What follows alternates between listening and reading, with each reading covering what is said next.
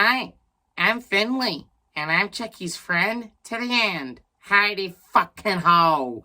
I'm back, everyone, with the Chucky reviews. And I know what you're probably thinking. And Finley, where the fuck have you been with the Chucky reviews, man? And, seriously. You've been putting it off for, a whole year. Well, I actually have a decent reason why. Originally, I was going to go back to doing the Chucky reviews back in the summer, but sidetracked with the Hilda comics, yeah. In a way, technically, me being, absent from doing Chucky reviews, I guess you could say, well, hey, if the actors just went on strike, because of that whole actor strike deal, then, maybe I should take a short period of time. I'm on the whole Chucky reviews, and again, got sidetracked and all, so, but I'm back. Since October is now here, now is a perfect time for me to review the final 4 episodes of Season 3 of Chucky.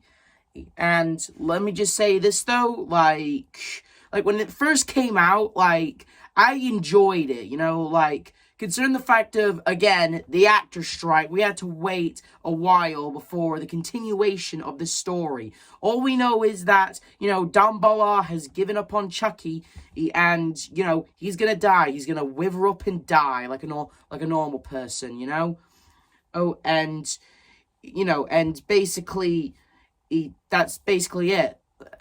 Chucky's gonna die. Dumbledore's given up on him. All sacrifices to Dumbledore have failed him, so Chucky is dead. Which now after some time, we're now into episode 5. And it basically starts off with the president, despite the whole massacre that happened on Halloween. He tries to assure to the people, but right now he's tripping balls seeing his dead son Joseph, in the thing, and and as for Jake, Devin, and Lexi,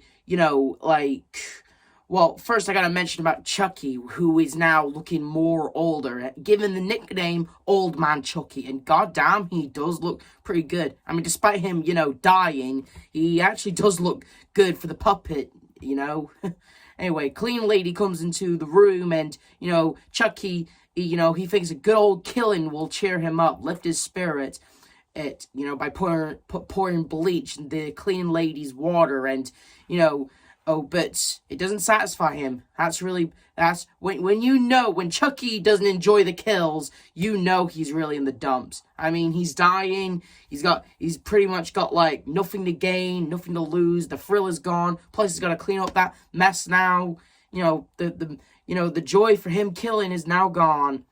And as for Jake, Devin, and Lexi, well, Lexi, she wants to apologize for Gavin, is that the boy's name? I forgot his name.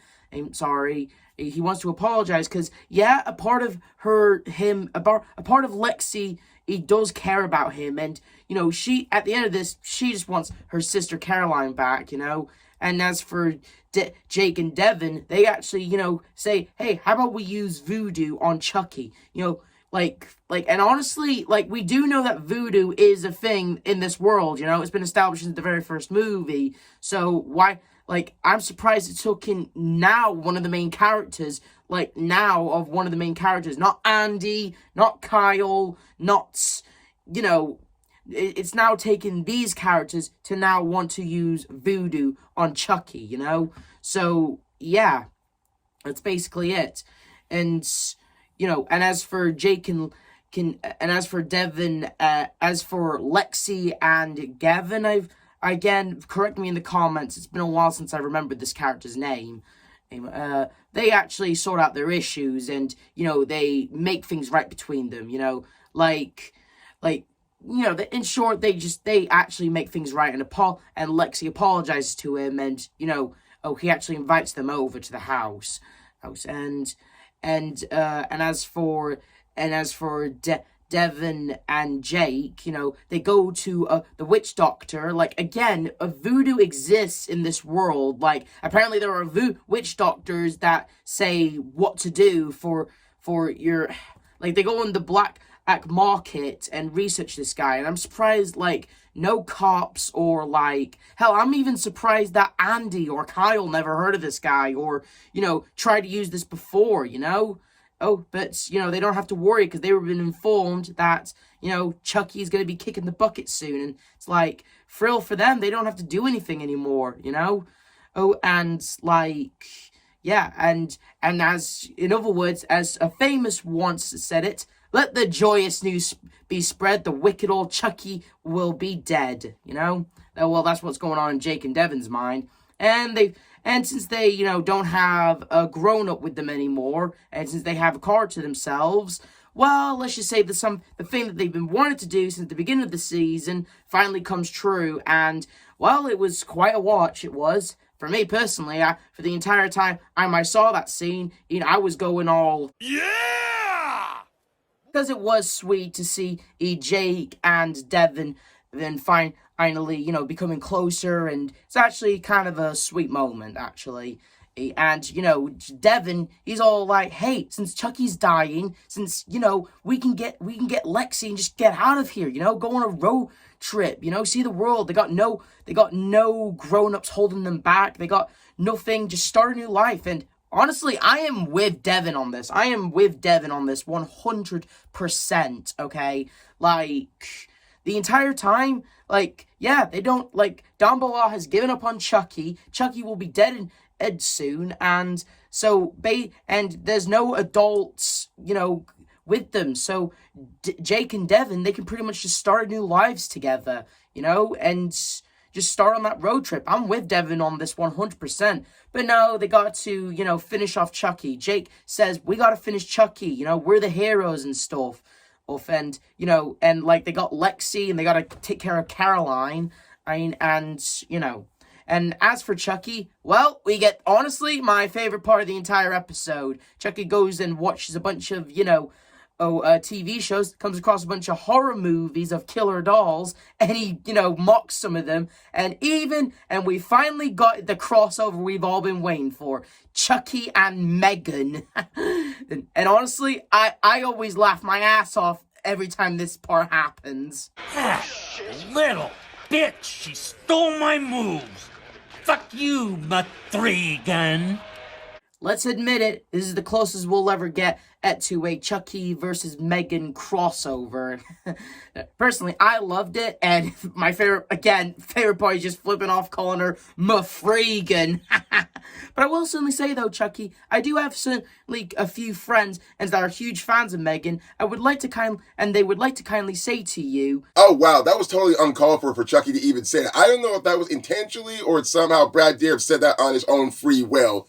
But let's move on. And basically, like, Chucky, he's dying, and when he hears about Tiff being on death row, he wonders, how the hell did it all come to this?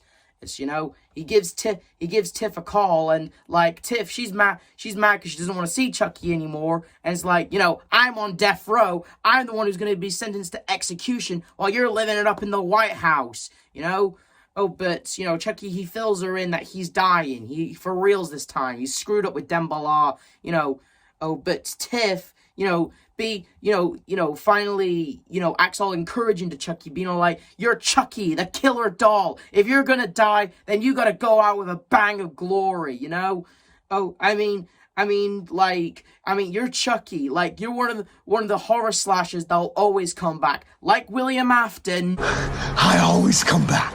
So Tiff pretty much just motivates him to just if he's gonna die, he's gonna go out with a blaze of glory, take as many as he can, and symbolizing his legacy and stuff, And as for the other side characters, well, the First Lady, the entire time, she's having a conversation and about, like, because one of the, I forgot their names, okay? I forgot the names.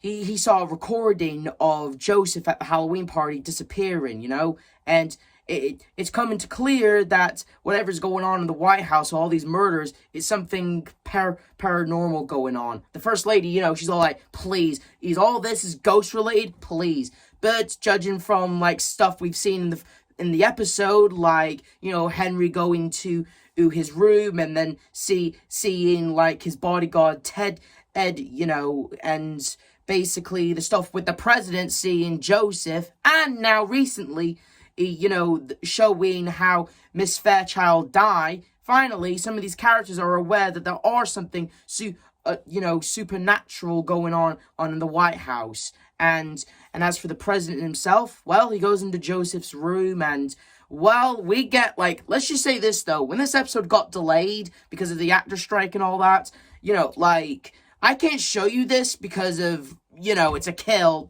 one of the most gruesome kills in the entire season, but yeah, Chucky straight up kills the president. Yeah, Chucky finally did it. He killed the president, and in the most gruesomest way I can possibly describe. I can't show you it, but it is, wow. It will give you that scene from Child's Play 2, the one where the worker gets his eyes replaced with good guy doll's eyes, or run for its money, okay? Because it was, whoa, straight up, the son of his, the ghost of his son Joseph tries to warn him, but too late.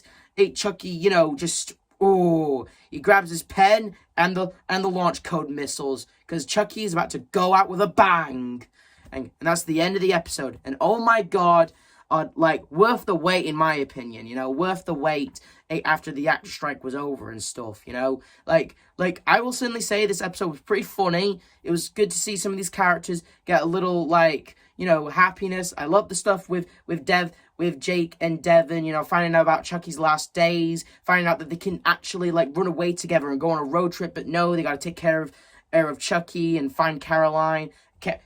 Devin, makes up with the president's son, and the other side characters, like the first lady, being aware of there's ghosts in the White House, and the stuff with Chucky and Tiff was funny, and once again, and the funniest part of the episode was basically Chucky flipping off Megan, or should I say, Mafregan. See ya.